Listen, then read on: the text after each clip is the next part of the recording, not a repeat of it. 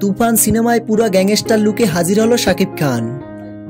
তুফানের title track পাওয়ার পর দর্শকরা অনেক ভালোভাবে গ্রহণ করেছে।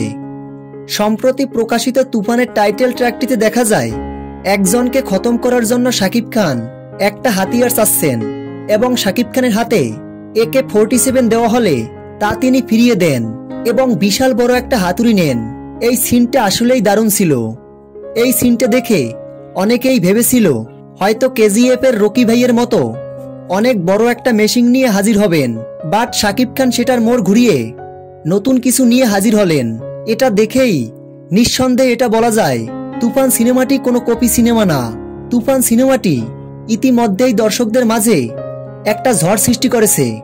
এবারে ঈদে সকল সিনেমার রেকর্ড ভেঙে দিবে এই বহুল আলোচিত তুফান সিনেমাটি, এটা নিশ্চিত।